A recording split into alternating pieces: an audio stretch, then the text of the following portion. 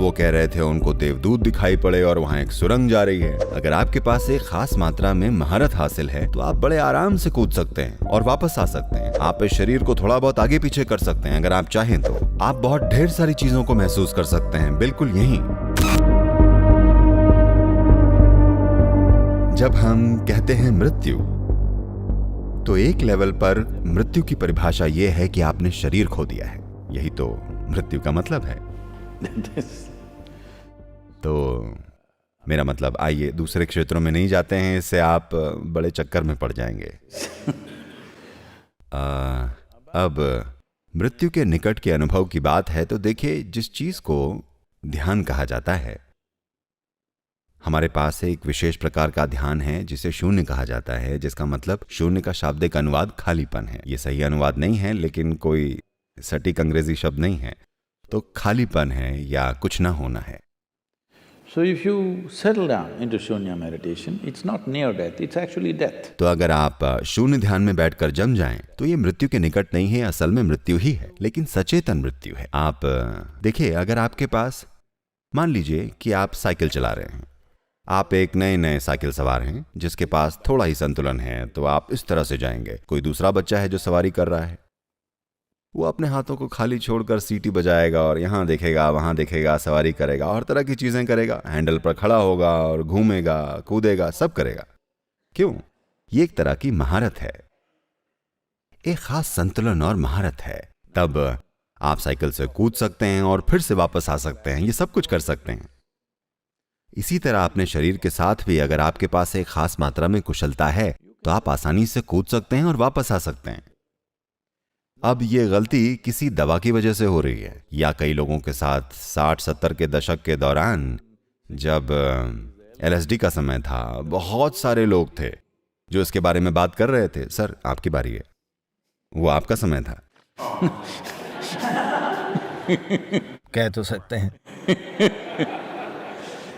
तो बहुत सारे लोग थे जो इस बारे में बात कर रहे थे और ये वाकई में उनके साथ हुआ था। ऐसा नहीं कि वो चीजों की कल्पना कर रहे थे, ये वास्तव में उनमें से कई के साथ हुआ था। But it was also because it was hallucinatory. लेकिन ये इसलिए भी था क्योंकि ये दिमाग का भ्रम था। कोई नहीं जानता था कि वो ये था या वो था। ये पक्का करने का कोई तरीका नहीं था कि ये वास्तव में उनके साथ हुआ था या नहीं। लेकिन मैं उस समय के कई लोगों से मिल चुका हूँ जिन्होंने वास्तव में उन चीजों का अनुभव किया था, जिससे उनका जीवन कई महीनों में बदल गया था, एक अजीब तरीके से। लेकिन अचानक उनके बारे में सब कुछ बदल गया, सिर्फ इसलिए कि कहीं ना कहीं उन्हें आभास हो गया था कि शरीर को थोड़ा आगे पीछे किया जा सकता है अगर आप चाहें तो। ये स्थायी चीज नहीं होती, बस उस थोड़ी सी जागरूकता ने उनके जीवन को देखने के तरीके, उनके व्यवहार और जीवन में करने की चीजों को बदल दिया। तो ये मृत्यु के निकट की बात है, तो मैंने वास्तव में ऐसा कुछ पढ़ा नहीं है, लेकिन कुछ लोगों ने मुझे बताया है।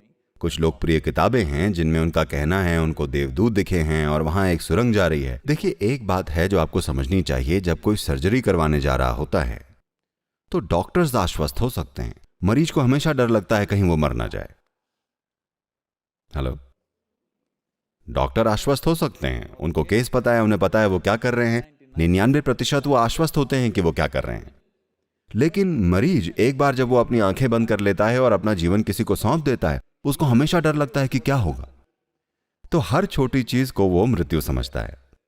ऐसा लोगों के साथ होता है। अगर आप किसी के सिर पर बंदूक रख दें और बस चला दें और निशाना चूक जाएं या बंदूक खाली हो, तो वो लगभग मर जाते हैं। मृत्यु का करीब का अनुभव होता है। वो कुछ समय के लिए गुम हो जाते हैं और फिर वो वापस आ जाते हैं। असल में वो सोचते हैं कि वो चले गए थे और वापस आ गए, और उन्होंने सीन को ऊपर से भी देख लिया था, क्योंकि ऐसा हॉलीवुड की वजह से होता है। So human mind is capable of creating. तो मानव मन अनुभवों के अनेक आयामों को बनाने में सक्षम है। इसको मृत्यु के रूप में नहीं समझ लिया जाना चाहिए, ये जीवन है। सबसे पहली बात, खैर मैं मृत्यु पर एक किताब लेकर आ रहा हूं, अंदर की बात। मैं इसको 6.5 साल से लिख रहा हूं, ये अभी तक पूरा नहीं हुआ है। उम्मीद है अगले साल या उसके बाद मैं इसे लेकर आऊंगा। मैं ऐसा इसलिए कह रहा हूं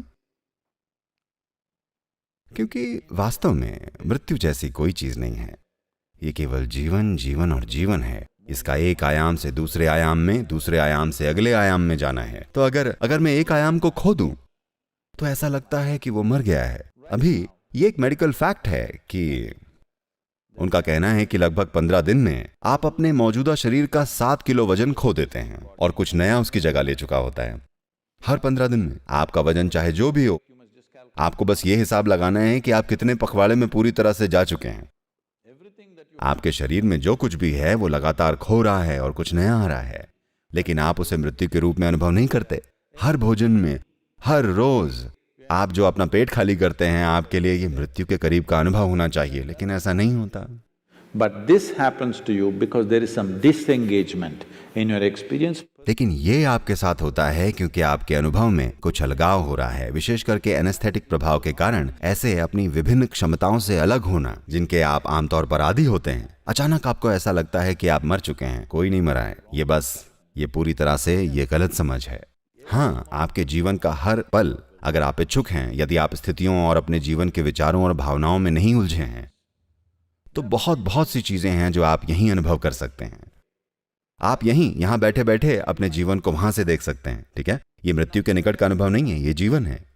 लेकिन क्योंकि जैसा कि मैंने कहा, दुर्भाग्य से बहुत सारे लोगों के लिए क्षमताओं की कमी होना अच्छी तरह से काम करता है। ये अच्छी बात नहीं है। ऐसा हुआ, एक आदमी अपने एक घनिष्ठ मित्र से 25 साल के अंतराल के बाद मिला, जिसे वो अच्छे तरीके से जानता था जब वो यूनिवर्सिटी में साथ में थे। तो उसने उसे रात के खाने के लिए घर पर आमंत्रित किया और एक भारतीय परिवार होने के नाते पत्नी सेवा कर रही थी और ये दो आदमी खाना खा रहे थे। और हर बार जब उसे अपनी पत्नी से कुछ चाहिए होता था, कुछ मांगना होता था, तो वो कहता, मेरी हनी, मेरी स्वीटी पाए, मेरी बू, मेरी कुकू, मेरी बुलबुल, और जो भी होता है। आप तमिल हैं इसलिए मेरी थंगम, मेरी चुच्चू और वो सारी चीजें। तो खाना होने के बाद दोस्त निकलने को था और वो बोला, तुम कमाल की जिंदगी जी रहे हो, है ना? मेरी पत्नी के साथ मेरी शादी को 15 साल हो गए हैं, हम एक दूसरे की शक्ल भी नहीं देख सकते। जिस तरह से तुम अपनी पत्नी पर जैसे प्यार बरसा रहे हो, वो वाकई शानदार है। वो बोला, तुम क्या बात कर रहे हो? उसने कहा, तुमने उसे बुलबुल कहा, तुमने थंगम बुलाया, तुमने उसे वो कहा। उसने कहा, अरे यार, मैं उसका नाम 7 साल पहले ही भूल चुका हूं।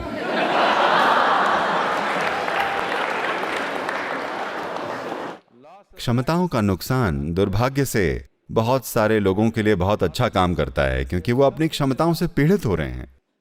लाखों वर्षों के विकास के बाद जो सबसे बड़ी क्षमताएं हमारे पास आई हैं, दुर्भाग्य से हम उनसे पीड़ित हैं, क्योंकि हमने यूजर मैनुअल को नहीं पढ़ा है।